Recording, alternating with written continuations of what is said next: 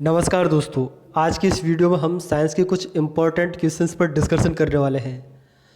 दोस्तों, आज की इस वीडियो में हम जिन भी प्रश्न पर डिस्कशन करेंगे वो किसी न किसी एग्जाम में 5 से 7 बार रिपीट हुए हैं, इसलिए वीडियो को बिना स्किप किए अंत तक ध्यान से देखना। तो चलिए स्टार्ट करते हैं आज की वीडियो और देखते हैं आज का पहला प्रश्न। आज का हमारा पहला प्रश्न है, दिया सलाई तीली बनाने के लिए निम्नलिखित में से किसका प्रयोग होता है। दोस्तों, दिया सलाई मतलब माचिस। हमारे घर में जो माचिस होती है उसकी तीली के ऊपर कुछ रेड कलर का या ब्लैक कलर का कुछ ना कुछ तो लगा हुआ होता है, वो क्या होता है। तो इस प्रश्न के लिए सही उत्तर होगा ऑप्शन सी, लाल फास्फोरस। और इसे याद रखना बहुत ही सिंपल है, क्योंकि माचिस की तीली के ऊपर कुछ लाल कलर का कुछ लगा हुआ होता है, तो हम इसे सिंपली याद रख सकते हैं, वो लाल फास्फोरस होता है। यदि मैं बात करूँ सोडियम कार्बोनेट और सोडियम बाइकार्बोनेट की, तो इनमें से एक होता है खाने का सोडा और दूसरा होता है धोने का सोडा। तो अब हम इन्हें कैसे याद रखें कि कौन सा खाने वाला सोडा है और कौन सा धोने वाला सोडा है। दोस्तों, मान लो कि आपको किसी ने अपने घर खाने पर बुलाया है। जब आपने खाना ख़त्म कर लिया तो आप उसे बाय बोलेंगे, मतलब हम इसे सिंपली याद रख सकते हैं, जिसमें बाय आ रहा है वो है खाने वाला सोडा। तो मतलब सोडियम बाइकार्बोनेट है खाने का सोडा और सोडियम कार्बोनेट है धोने का सोडा। अगला प्रश्न, लोहे की कील पर जंग लगने के कारण उस पर क्या प्रभाव पड़ता है। इस प्रश्न का सही उत्तर होगा ऑप्शन बी, उसके भार में वृद्धि हो जाती है। दोस्तों, जब लोहे की कील पर जंग लग जाती है तो जंग लगने के कारण उसके भार में वृद्धि हो जाती है। कुछ लोगों को लग रहा होगा कि शायद यदि लोहे की कील पर जंग लगेगी या लोहे पर जंग लगेगी तो उसका भार तो कम हो जाएगा, क्योंकि वो तो गल जाएगी, लेकिन ऐसा नहीं है, उसके भार में वृद्धि हो जाती है। और अब हम इसे कैसे याद रखेंगे। आपने देखा होगा कि दुकानदार होते हैं, जो लोहे के वाले दुकानदार होते हैं, वो क्या करते हैं, अपने लोहे के सामान को, जैसे बड़े बड़े सरिये हो गए, उनको दुकान से बाहर ही रख देते हैं, क्योंकि जब वो बाहर रखे रहेंगे तो ऑक्सीजन के साथ क्रिया करेंगे और उन पर जंग लगेगी, और जंग लगेगी तो उनका वजन बढ़ जाएगा, और उनका वजन बढ़ेगा तो उन्हें ज़्यादा दाम मिलेगा, इसलिए उन सरियों को बाहर रख देते हैं। वैसे ऐसा कुछ होता नहीं है, मैं जस्ट ऐसे ही बता रहा हूँ ताकि हम इसे याद रख सकें। लोहे पर जंग लगने से उसके भार में वृद्धि हो जाती है। इस प्रश्न के लिए सही उत्तर होगा ऑप्शन बी। अगला प्रश्न, पीतल निम्नलिखित में से किस धातु युग्म की मिश्र धातु है। इस प्रश्न का सही उत्तर होगा ऑप्शन ए, तांबा और जस्ता। दोस्तों, पीतल जो कि एक मिश्र धातु होती है वो तांबा और जस्ते के द्वारा बनाई जाती है, और इन्हें याद रखने के लिए मैंने एक छोटी सी ट्रिक बनाई है। तो चलो उन ट्रिक्स को हम देख लेते हैं। जैसे मुझे पीतल मिश्र धातु के बारे में बात करना है तो उसके लिए मैंने ट्रिक बनाई है, पपीता सस्ता है। मतलब हमें पपीता में से बस पै है उसको निकालना है। अब हमारे पास बच गया पीता सस्ता है। पी से पीतल, पीतल के बारे में ही हम बात कर रहे हैं। ता से तांबा और सस्ता, ये बन गया जस्ता। तो मतलब पपीता सस्ता है, तो हम इसे सिंपली याद रख सकते हैं, पीतल बनती है तांबे और जस्ते से। यदि मैं बात करूं स्टीलनेस स्टील की, तो दोस्तों यह बनती है क्रोमियम, लोहा और निकल से। और इसे याद रखने के लिए मैंने एक छोटी सी ट्रिक बनाई है, तो उसे देख लेते हैं हम। स्टीलनेस स्टील बनाने के लिए हमें कम से कम लोहा निकालना पड़ेगा। भाई स्टील तो तभी बनेगी तब उसमें से लोहा निकालना पड़ेगा, मतलब कम से कम लोहा निकालना पड़ेगा उसमें से। तो कम से बन गया क्रोमियम, लोहा से बन गया लोहा और निकालना से बन गया निकल। यदि मैं बात करूं जर्मन सिल्वर की, तो जर्मन सिल्वर ये मिश्र धातु और ये बनती है जस्ता, तांबा और निकल से। और इसे भी हम सिंपली याद रख लेंगे। यहाँ जर्मन में देखो पहला वर्ड, पहला जो अल्फ़ाबेट है वो है जय, तो जैसे बन गया जस्ता। फिर दूसरा हमारे पास है मैं, और यहाँ देखो तांबा में ऊपर बिंदी लग रही है मैं वाली, तो हम इसे सीधा याद रख सकते हैं कि मैं से तांबा, तांबा। और लास्ट वाला अक्षर है न से निकल। मतलब आप इसे एक बार देख लो, फिर आपको ये याद रह जाएगा। जर्मन सिल्वर बनता है जस्ता, तांबा और निकल से। यदि मैं बात करूँ टाँके की, टाँका जब हम वेल्डिंग करते हैं या तो फिर कुछ हमारे वायर में या फिर कुछ उसमें ख़त्म हो जाता, कुछ वायर में कुछ दिक्कत आ जाती है, तो वहाँ हम टाँका लगाते हैं। और टाँका बना होता है टिन और जस्ते का। टाँका पहला अक्षर है ट, तो टिन। और जब हम टाँका लगाते हैं तो ऑब्वियसली हम ग्लासेस पहनते हैं, और ग्लासेस किसके बने होते हैं, शीशे के बने होते हैं, चश्मा बने होते हैं शीशे के। तो हम इसे याद रखते हैं, टाँका बना होता है टिन और जस्ते का।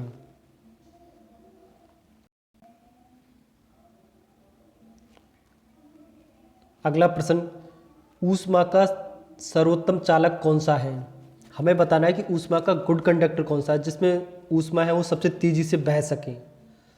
तो इस प्रश्न के लिए सही उत्तर होगा ऑप्शन ए, चांदी। और यदि मैं बात करूं ऊष्मा का सबसे बुरा चालक कौन है, जिसमें ऊष्मा बहुत ही धीमे धीमे बहती है, तो उस प्रश्न का सही उत्तर होगा ऑप्शन डी, सीसा। सीसा सबसे बुरा चालक होता है और सबसे बढ़िया चालक होता है चांदी। यदि मैं बात करूं पारे की, तो पारा एकमात्र ऐसा धातु है जो द्रव अवस्था में पाया जाता है। पारा एकमात्र ऐसा धातु है जो द्रव अवस्था में पाया जाता है। दोस्तों, यदि आप पहली बार हमारे चैनल पर आए हैं तो आप चैनल सब्सक्राइब कर दें और साइड में दिया गया बेल आइकन भी दबा दें। यदि आप अपना कोई सजेशन हमें देना चाहते हैं तो नीचे कमेंट बॉक्स में लिखते हैं। और यदि आप हमें इंस्टाग्राम पर फॉलो करना चाहते हैं तो इंस्टाग्राम पर मेरी आईडी है होप तक फर्स्ट। होप तक फर्स्ट। अगला प्रश्न, एक सामान्य व्यक्ति के रक्त का पीएच क्या होता है? इस प्रश्न के लिए सही उत्तर होगा ऑप्शन ए, 7.4। एक सामान्य व्यक्ति के रक्त का पीएच होता है 7.4। और यदि मैं बात करूं उदासीन की, मतलब एकदम बिल्कुल साफ जल की, तो साफ जल का पीएच होता है 7। और नींबू का पीएच होता है 2.4। और हमारी लार का पीएच होता है 6.5 से 7.5 तक। अब हम इन्हें याद कैसे कर सकते हैं? देखिए, मैं आपको बताता हूँ। जैसे 2.4 होता है नींबू का, तो जब हम नींबू की शिकंजी बनाते हैं तो हम क्या बोलते हैं कि भाई नींबू की शिकंजी बना दे, और उसमें कितने नींबू डालते हैं? 2-4 नींबू डालते हैं बस। तो हम इसे सिंपली याद रख सकते हैं कि नींबू का पीएच होता है वो 2.4। यदि मैं बात करूँ लार का पीएच होता है 6.5 से 7.5। दोस्तों, जब भी हम स्वादिष्ट खाना देखते हैं तो चाहे हमारी उम्र 65 साल हो, चाहे हमारी उम्र 75 साल हो, हमारे मुंह के अंदर से लार आ ही जाती है। तो हम इसे याद रख सकते हैं कि लार का पीएच होता है 6.5 से और 7.5 तक। और 7 मतलब साफ जल का, 7 साफ जल, ये उदासीन होता है। दोस्तों, पीएच पैमाने में यदि हम 7 से नीचे जाएंगे तो हमारे पास आएंगे अम्ल, और यदि हम 7 से ऊपर चढ़ेंगे तो हमारे पास आएगा क्षार। देखिए, हम इसे भी कैसे याद रख सकते हैं उसके बारे में आपको बताता हूँ। अम्ल में हम देखते हैं कि पहला अक्षर है ए, मतलब ए छोटा है, तो मतलब छोटा है तो हमें 7 से नीचे जाना है। और 6 जो कि ऐसे बड़ा है, तो मतलब जब भी हम क्षार की बात करेंगे तो 7 से ऊपर की तरफ जाएंगे क्योंकि ये बड़ा है। ये बस याद करने के लिए ताकि आप इन्हें याद रख सकें। अगला प्रश्न, निम्नलिखित में से किस एक को स्ट्रेंजर गैस भी कहते हैं? इस प्रश्न का सही उत्तर होगा ऑप्शन सी, जिनोन को। जिनोन को एक स्ट्रेंजर गैस भी कहते हैं। यदि मैं बात करूं N2S की, तो इसे हंसाने वाली गैस बोलते हैं। N2S हंसाने वाली गैस होती है, नाइट्रस ऑक्साइड। यदि मैं बात करूं मिथिल आइसोसाइनाइड की, तो दोस्तों जो भोपाल में त्रासदी हुई थी, जो भोपाल में वो गैस लीकेज हुई थी, उस गैस में लीकेज हुई थी मिसाइल आइसोसाइनाइड। और कार्बन डाइऑक्साइड हम श्वसन क्रिया के बाद जो गैस बाहर निकालते हैं वो होती है कार्बन डाइऑक्साइड। अगला प्रश्न, निम्नलिखित धातुओं में से कौन सी धातु सबसे हल्की धातु होती है? तो इस प्रश्न का सही उत्तर होगा ऑप्शन बी, लिथियम। और अब हम इसे कैसे याद रखें? देखो, लिथियम सबसे हल्की धातु होती है, मतलब सबसे लो धातु होती है। यहाँ पहला अक्षर है एल, लो, और यहाँ भी पहला अक्षर है लिथियम, मतलब लिथियम होती है, मतलब लो होती है। तो सबसे हल्की धातु होती है लिथियम। और यदि मैं बात करूँ सबसे भारी धातु की, सबसे भारी धातु होती है ऑस्मियम। और इसे भी हम कैसे याद रख सकते हैं? आप देखते हो कि जो इसमें पहला वर्ड आप पकड़ लो, ओस। हमारे जब देखते हो कि पेड़ और पत्ते के ऊपर जब ओस जमती है तो वो मतलब काफ़ी हैवी होती है, कि वो हमें दिखाई दे जाती है इजीली। ओस काफ़ी हैवी होती है, तो हम इसे याद रख सकते हैं। सबसे भारी धातु होती है ऑस्मियम और सबसे हल्की धातु होती है लिथियम। और पारा एकमात्र ऐसी धातु है जो द्रव अवस्था में पाई जाती है। अगला प्रश्न, निम्नलिखित में से कौन सी मिश्र धातु नहीं है? इस प्रश्न के लिए सही उत्तर होगा ऑप्शन डी, ग्रेफाइट। ग्रेफाइट जो कि कार्बन का एक रूप है, और कार्बन का रूप है तो ये ऑब्वियसली एक मिश्र धातु नहीं है। यदि मैं बात करूँ 18 कैरेट सोने की, तो ये मिश्र धातु होगी, क्योंकि शुद्ध सोना होता है 24 कैरेट का। और सोल्डर धातु और इस्पात, ये तो दोनों ही मिश्र धातु है, क्योंकि इस्पात होती है स्टील और सोल्डर धातु होती है टांका, जिसके ऊपर हम ऑलरेडी ऊपर डिस्कशन कर चुके हैं। अगला प्रश्न, डबल रोटी में फुलाव कौन सी गैस के द्वारा लाया जाता है? तो इस प्रश्न के लिए सही उत्तर होगा ऑप्शन ए, कार्बन डाइऑक्साइड के द्वारा। कार्बन डाइऑक्साइड के द्वारा डबल रोटी में फुलाव लाया जाता है। और यदि मैं बात करूं, जैसे पेय पदार्थ होते हैं, जैसे कोल्ड ड्रिंक्स होती हैं, उनमें भी कार्बन डाइऑक्साइड ही मिलाई जाती है। यदि मैं बात करूं नाइट्रोजन की, तो नाइट्रोजन हवाई जहाज़ के टायर में और इसके अलावा जो हमारे पास हम जो चिप्स खा लेते हैं, तो उन चिप्स की पॉकेट में भी नाइट्रोजन गैस ही भरी जाती है। यदि मैं बात करूं प्रोपेन और ब्यूटेन की, तो ये दोनों एलपीजी के जो हमारा सिलेंडर होता है उसमें भरी जाती है। और यदि मैं बात करूं मरकैप्टन की, तो दोस्तों क्योंकि प्रोपेन और ब्यूटेन दोनों गंध रहित गैस है, इनमें कोई भी स्मेल नहीं आती है।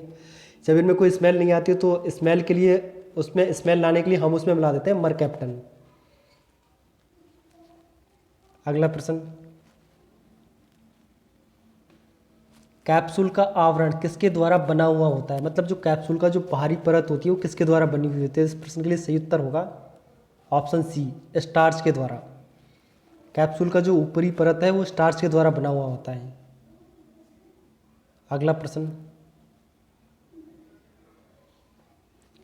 पृथ्वी पर सबसे अधिक मात्रा में पाए जाने वाला तत्व कौन सा है? दोस्तों पृथ्वी पर हम लोग रहते हैं और हमें सबसे ज़्यादा ज़रूरत होती है ऑक्सीजन की। तो मतलब सिंपल ये है कि पृथ्वी पर सबसे ज़्यादा पाई जाती है ऑक्सीजन। और हाइड्रोजन में तो हाइड्रोजन के तो पहले दो वर्ड ही हाई आ रहे हैं। हाई मतलब बहुत ऊंचा, और बहुत ऊंचा होता है सन, सूरज। तो हाइड्रोजन सबसे अधिक पाई जाती है सूर्य में। और नाइट्रोजन पाई जाती है सबसे अधिक वायुमंडल में। वायुमंडल में नाइट्रोजन सबसे अधिक, और हाइड्रोजन सूर्य में सबसे अधिक, और ऑक्सीजन पृथ्वी पर सबसे अधिक पाई जाती है। सिंपल याद रख सकते हैं, पृथ्वी पर हम लोग रहते हैं तो हमें सबसे ज़्यादा ऑक्सीजन की ज़रूरत पड़ेगी। तो पृथ्वी पर सबसे ज़्यादा ऑक्सीजन, वायुमंडल में नाइट्रोजन, और हाइड्रोजन हाई मतलब ऊंचा, मतलब हाइड्रोजन पाई जाती है सूरज में। सूरज पर सबसे अधिक होती है हाइड्रोजन। अगला प्रश्न, परमाणु के नाभिक में कौन से अवयव होते हैं? तो दोस्तों परमाणु के नाभिक में होते हैं प्रोटॉन और न्यूट्रॉन, जबकि इलेक्ट्रॉन होता है वो इसके बाहरी कक्षाओं में चक्कर लगा रहा होता है। अगला प्रश्न, लाल चींटियों में क्या पाया जाता है? मतलब लाल चींटियों में कौन सा एसिड पाया जाता है? तो इस प्रश्न के लिए सही उत्तर होगा ऑप्शन बी, फॉर्मिक एसिड। ये सिर्फ लाल चींटियों के लिए, किसी भी कीड़े में, मतलब किसी भी कीड़े में या फिर लाल चींटियों में फॉर्मिक एसिड पाया जाता है। यदि मैं बात करूं एसिटिक एसिड की, तो ये पाया जाता है सिरका में। सल्फ्यूरिक अम्ल H2SO4, और ये अम्लराज के नाम से जाना जाता है, मतलब ये सभी अम्लों का राजा होता है। और यदि मैं बात करूं टार्टरिक अम्ल की, तो टार्टरिक अम्ल पाया जाता है इमली में। इसका तो नाम ही बड़ा मतलब खट्टा सा लग रहा है एकदम देखने में, टार्टरिक अम्ल, मतलब ये पाया जाता है इमली में। अगला प्रश्न, रात्रि में पेड़ के नीचे सोना हानिकारक होता है क्योंकि पेड़ छोड़ते हैं। दोस्तों पेड़ भी, जब रेस्पिरेशन की क्रिया सिस्टम ऐसा होता है, रेस्पिरेशन में हर आदमी हो, चाहे पेड़ हो, कोई भी हो, ऑक्सीजन लेते हैं और कार्बन डाइऑक्साइड छोड़ते हैं। तो पेड़ भी क्या करते हैं कि रात्रि के टाइम में कार्बन डाइऑक्साइड छोड़ते हैं। तो इस प्रश्न के लिए सही उत्तर होगा ऑप्शन सी, रात्रि में पेड़ के लिए नीचे इसलिए नहीं सोना चाहिए क्योंकि रात के टाइम में पेड़ कार्बन डाइऑक्साइड गैस छोड़ते हैं और ऑक्सीजन लेते हैं। यदि मैं बात करूँ कार्बन मोनोऑक्साइड की, तो ये सबसे खतरनाक गैस होती है, और ये वाहनों से निकले हुए धुआं या फिर सिगरेट से धुआं निकलती है ना, वो होती है कार्बन मोनोऑक्साइड। और दोस्तों ये ऑक्सीजन के साथ क्रिया कर लेती है और हीमोग्लोबिन को कार्य करने से रोक देती है। कार्बन मोनोऑक्साइड ये ऑक्सीजन के साथ क्रिया करती है तो हमारे अंदर जो हीमोग्लोबिन होता है हमारे ब्लड के अंदर, उसको काम करने से रोक देती है। अगला प्रश्न, कार्बन मोनोऑक्साइड के वातावरण में रहना खतरनाक है क्यों? क्योंकि हीमोग्लोबिन के साथ मिलकर उसे ऑक्सीजन अवशोषण करने के योग्य नहीं रहने देती है। तो यहाँ थोड़ा सा मिस्टेक हो गया, योग्य नहीं रहने देती है। तो इस प्रश्न के लिए सही उत्तर होगा ऑप्शन ए। और कार्बन मोनोऑक्साइड है वो वाहनों के धुएं से या फिर सिगरेट से निकलती है। अगला प्रश्न,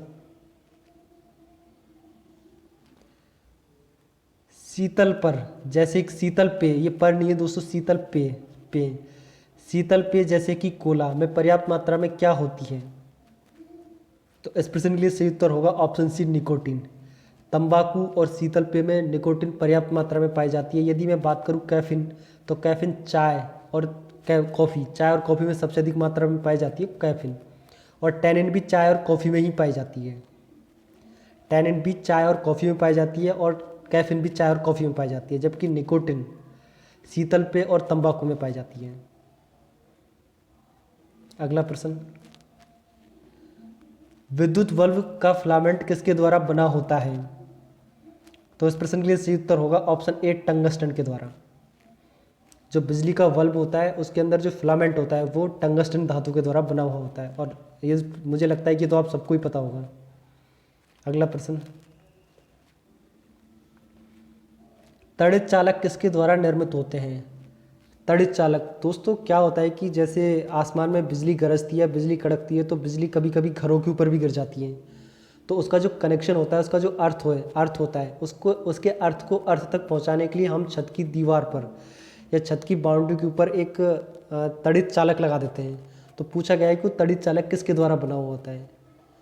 तो तड़ित चालक बना हुआ होता है एल्युमिनियम के द्वारा। तो इस प्रश्न का सही उत्तर होगा ऑप्शन बी, एल्युमिनियम के द्वारा।